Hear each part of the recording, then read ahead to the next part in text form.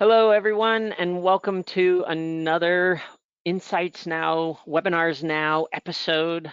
We are today talking about global health and wellness behavior, and we're going to be talking about a piece of research, a couple pieces of research we did pre and post COVID, and we're going to be looking at the impact of COVID on health and wellness seeking behaviors today.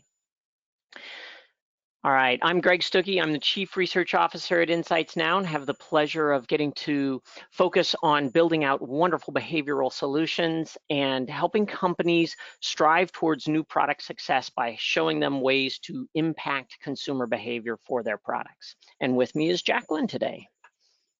Hi, my name is Jacqueline Lapoma. I'm a Research Director at Insights Now. I have been with Insights Now for over 3 years, and prior to this, I was at a CPG company for 10 years. All right. A couple of housekeeping notes to get us started. You can enter questions into the sidebar question box at any time. If you experience any technical issues, let us know in the question box and we will try to help you. And last, this webinar will have interactive parts. We hope you participate with us. Absolutely, thank you. And really, to get us started, right, we are in an unprecedented time of disruption. We have, with COVID, a different type of disruption than we've had on a global scale in a long time. So there have been a lot of other global level disruptions, but none have happened when we've had this level of immediacy of visibility to what's happening around the globe. It's also obviously one with a very intense emotional impact, some very radical forced changes in behaviors and forced disruptions of everybody's habits with all of the lock-in and shutdowns, dramatic business impacts, of course, complete rebalancing of priorities. And this is one of the things that I think a lot of people overlook when it comes to major disruptions like this, is that our priorities, what motivates us to make the decisions we make, shift. It's not that we have brand new ones necessarily, it's just that the prioritization that we're putting against how we make decisions is changing. And health and wellness being at the absolute center of this specific disruption is really what's happening is it's changing our fundamental need for safety.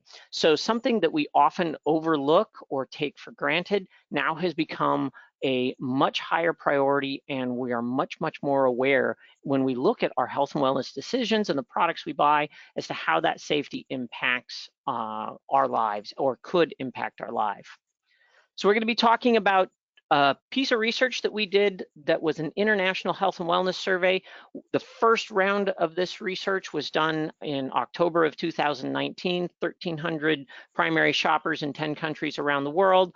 We repeated the exact same study in early April 2020, and that was with 1,500 shoppers in the same 10 countries.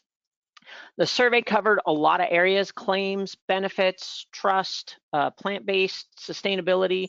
Today, we're really going to focus in on the first two, claims and benefits. And we're going to look at how perception, how COVID changed our prioritization of the types of claims that mattered, as well as the types of benefits that mattered. We're also going to be looking at a few other things like China and some of the things, because they're a little ahead of the rest of the world in terms of some of the relaxation rules.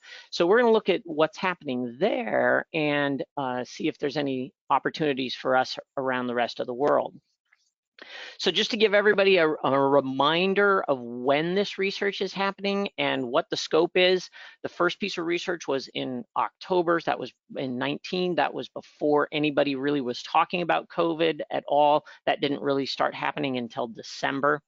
The second one was done the first part of April. So if you're a numbers person, that's the month 4. And all of you can notice here that everybody essentially was in lockdown. Turkey was just going into lockdown at the time when this was implemented.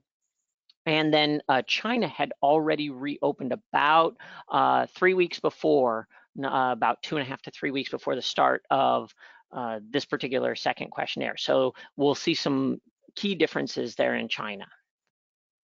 Now, all of this is also under the auspice, and we're going to have some really cool learnings here, but all of this is under the auspice of this is a serious issue, and we shouldn't take that lightly.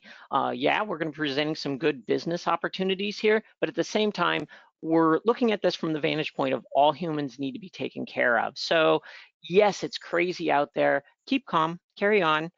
But how do we move forward? How do we do the best by people?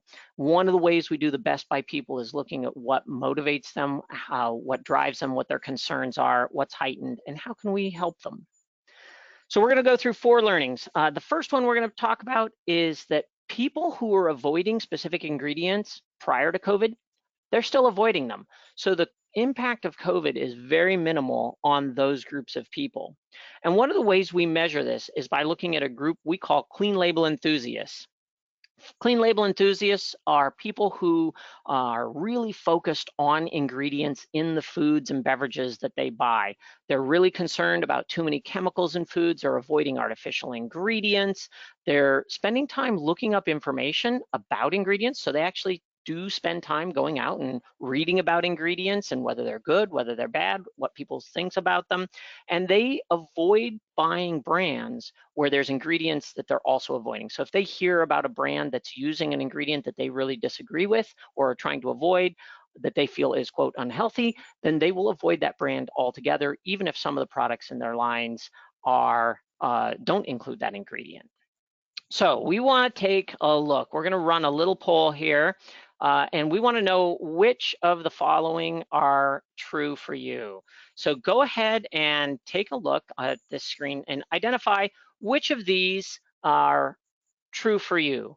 You know, are you the kind of person that likes to read ingredients, look up nutrition facts? Are you the kind of person that, avoids buying brands? Which are the types of characteristics of clean label enthusiasts that do you personally also have? Now, while we're waiting for everybody to put their responses in, one of the things that we'll tell you is we do have an algorithm, a typing tool to type clean label enthusiasts. It's not this easy. We don't get to just ask them these questions. However, I think it's a fun way to look at this because it helps us understand and personalize, well, do I follow different traits? And it'll help you understand some of the information that we're going to show here. So I'm going to go ahead and close the poll. I know there's a few of you still clicking through, but we're going to keep it going here, and I'm going to share this out.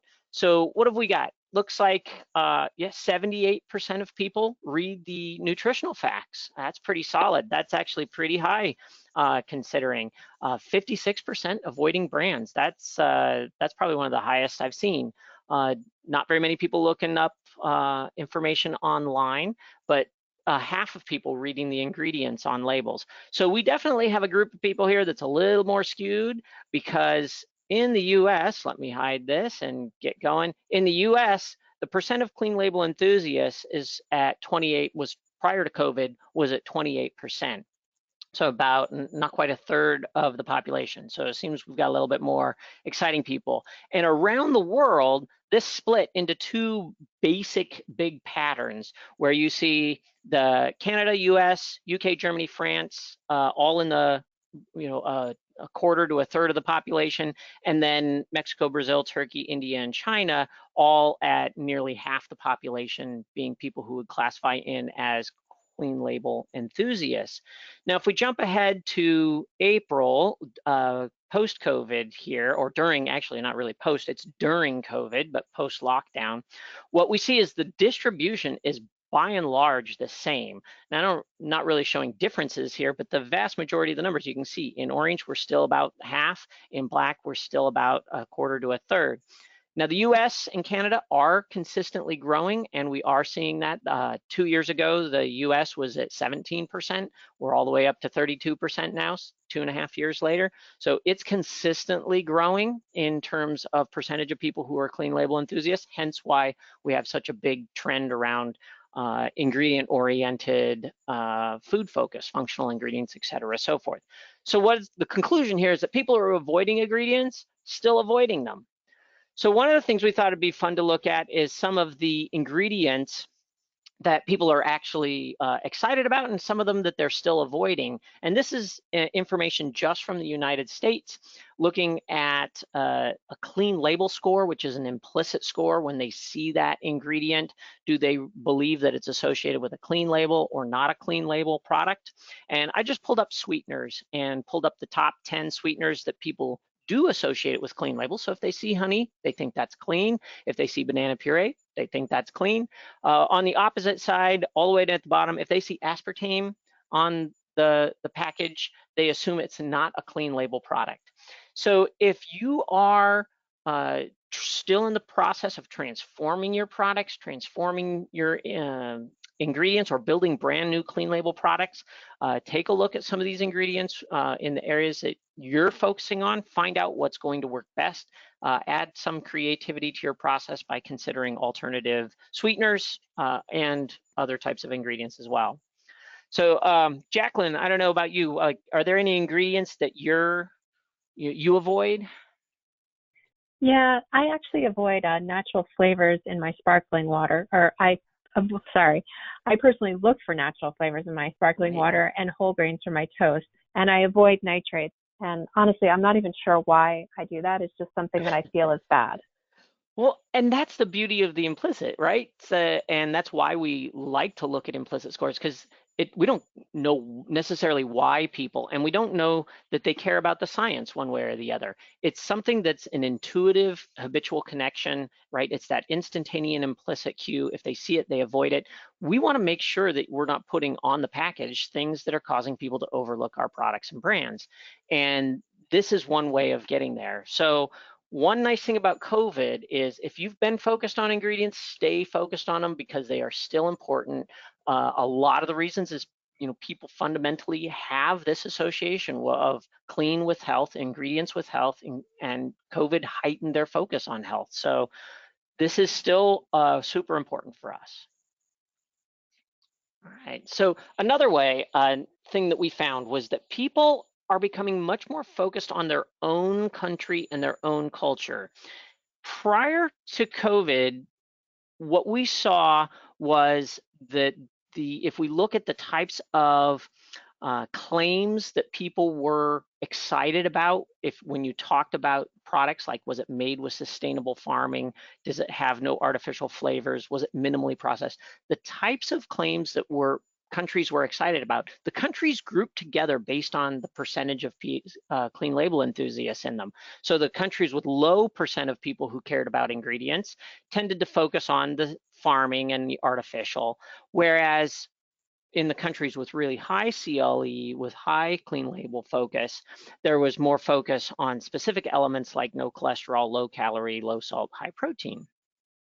Now, once COVID came along and we all went into lockdown, this changed how this got distributed. So what we see is all the countries that were low still have very, very similar patterns. No artificial, minimally processed, simple, still is a primary focus and differentiates them from other countries. Mexico and Brazil, though, they pulled out on their own. Pure, gluten-free, and easy to prepare, much more focus, more important to them. Turkey by itself, low calorie, fresh, trans, fat-free, and natural. It's unique from other countries, much higher in those. India, no cholesterol, high protein, good source of fiber, low salt. And China, more unique than anybody, and potentially we'll talk about this a little more, but organic, sustainable packaging and sustainable farming, much more valued there post-COVID or post the lockdown. So we want to make sure as we go forward that we're focusing on specific cultures. So we've become much more centralized on our cultures. And this aligns a little bit with the diets people are doing. In Brazil, we see that people claiming to have a less processed diet went from 34 to 50, right? That aligns with their focus on pure. India, high protein, they're looking for high protein products, jumped from 50 to 62% of the population saying they're following a high protein diet. And in China, organic, people following an organic diet went from 44 to 55, again, aligning with some of the things that they're doing. So we're seeing a confluence of not just what they're doing from a claim standpoint and what they're looking for in products, but the types of diets that they're following as well. Okay, so another thing we found was that Western and Eastern cultures are showing greater impact on the benefits people value.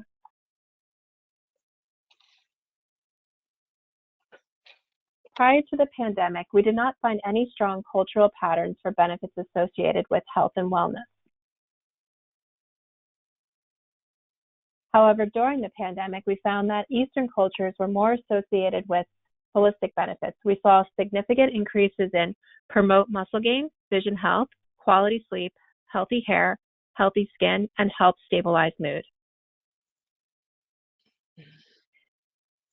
In contrast, we found that Western cultures wanted more specific benefits. We saw significant increases in increased energy, has anti-inflammatory properties, and a good source of vitamins and minerals. So what does this mean? We believe it's important to communicate benefits based on these cultural patterns. Make sure to communicate more specific benefits for Western cultures and more holistic benefits for Eastern cultures. Okay, so since China is further along in the pandemic, we were interested to see if there were any unique patterns that could potentially become global trends. So let's take a look at China. China was the only country that was open at the second time of the survey. And interesting, we saw double-digit growth in the number of Chinese consumers going on program weight loss diets after the lockdown, which we think this could become a global trend as more countries release from lockdown. I know I can personally attest to watching what I'm eating more now that my state is opening up. Yeah, certainly. I think this is very true for a lot of us. We tease about the COVID-19 that we put on often with minimal movement, and I think that there is certainly evidence. It's not massive, right? 16% though is a pretty good jump. It's not 50, but it's a big enough size that it's definitely worth paying attention to. So another thing we found that China was the only country with significant increases in avoidance due to environmental concerns. There were significant increases in avoiding specific ingredients that were believed to be not good for the environment and avoiding products made with non-sustainable packaging. This could possibly be due to the Chinese consumer getting out of lockdown and seeing the improvements to their environment, or possibly during lockdown they became more aware of their own personal consumption. Yeah, and this one I think is the one that I'm most excited about because I think this is we've already had a big sustainable movement on the globe, but this is now heightening our focus, but heightening our focus in a new way. I think this is really exciting. So let's take another poll. I want to know a little bit more about whether you're concerned about the environment and sustainability.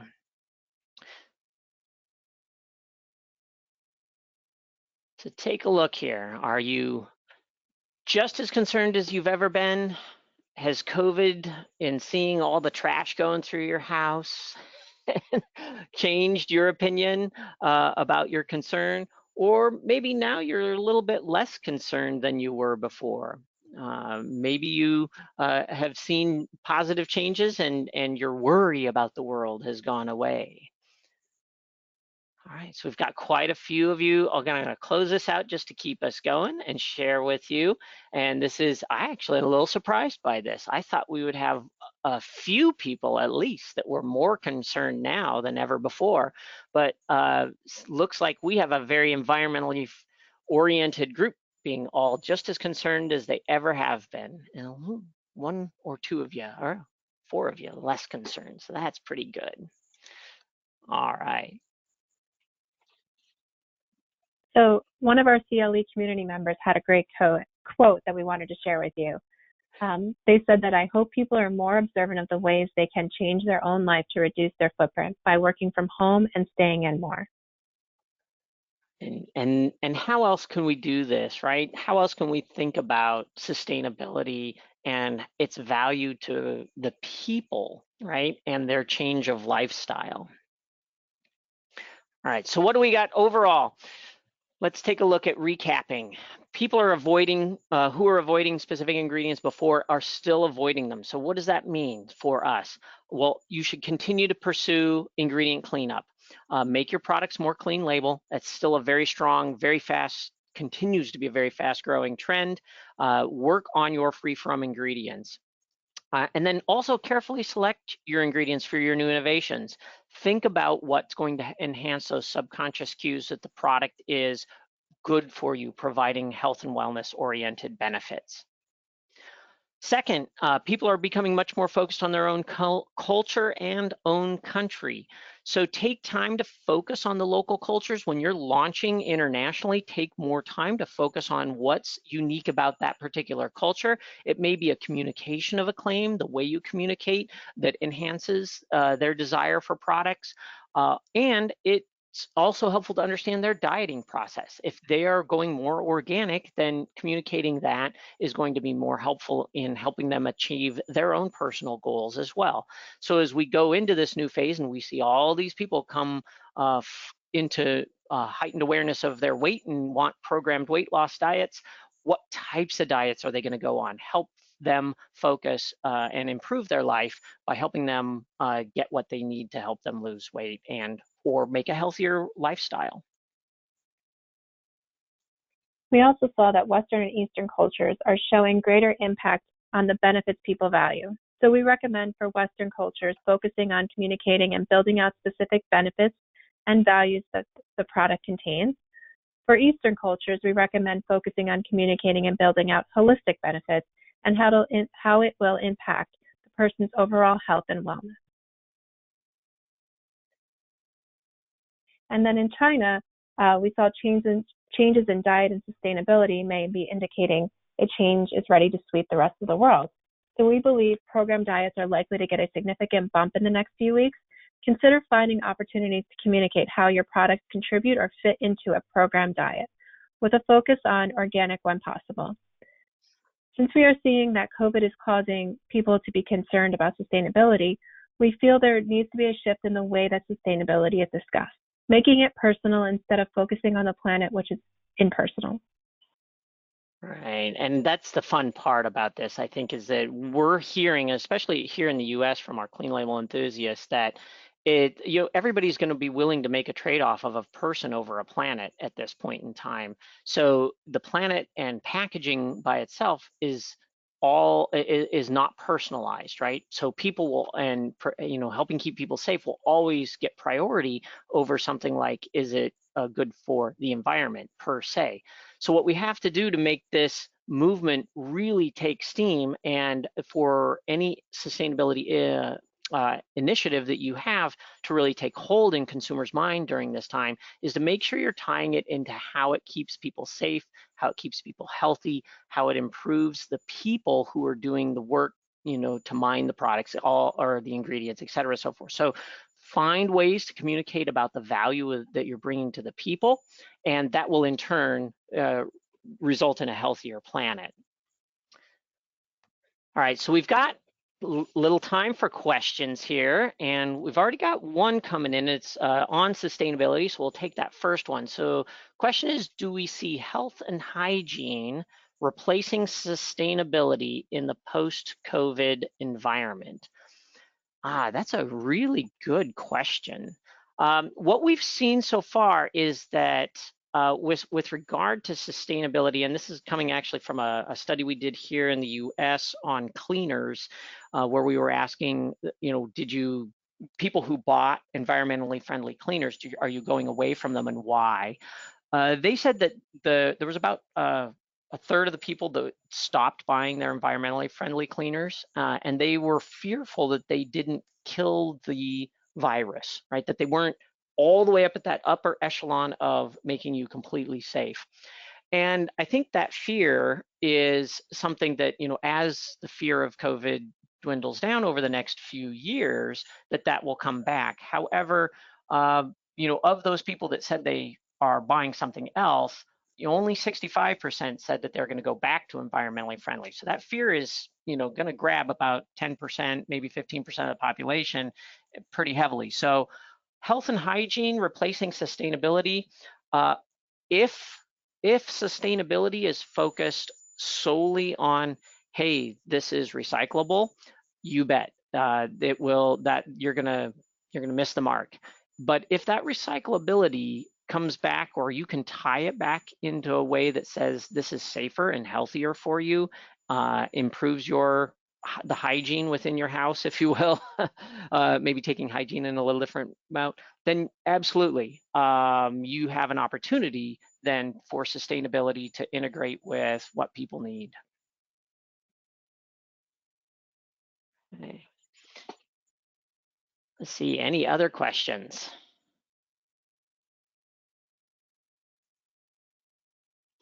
I'm not seeing a whole lot. We don't have a very talkative group today. All right, well, Jacqueline, any other key points that you would like to make or any final conclusions? No, I think this was a great discussion. Absolutely. Well, we have a lot more information than what we shared just today. We're going to be sharing some of this information at our upcoming IFT conference presentation. IFT is all virtual this year, so that's the Institute of Food Technologists, and that's happening in July.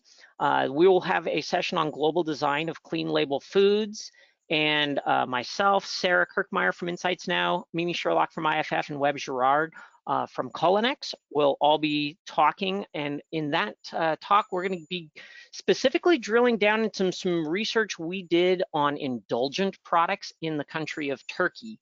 So this will be a really exciting one because we'll share some of this information and make it really practical, saying, well, how do we take that information and then go and build products, and how do we then transform products once we understand what's happening with COVID in Turkey, or transform the concepts for products into new ingredients that would help promote those products as fitting those healthier lifestyles that people were looking for. So it'll be a great case study that we sequence through. And so if you're interested, certainly go to IFT. They made it pretty inexpensive to attend the conference this year with over 900 sessions are going to be presented at IFT virtually this year, so it'll be pretty good. So I invite you to join. If you join, definitely come take a look at our global design of clean label foods. We also run a tracker here in the United States with our clean label enthusiasts. This is available on our website. We post new information, new research every week, covers a wide range of COVID-related topics, from shopping and shopping emotions all the way through to things like sustainability and the environment. This week we were just posting work on supplements and immunity and perceptions there. So we've got more information coming up on restaurants in the next few weeks. So take a look, jump on the website, sign up there. You'll get in regular emails when we update new information, but updates and new research data points come out about once a week there. All right, fantastic. Well, thank you all for your time today. Really appreciate it, and hope you had an opportunity to see a couple of the things that are changing because of COVID.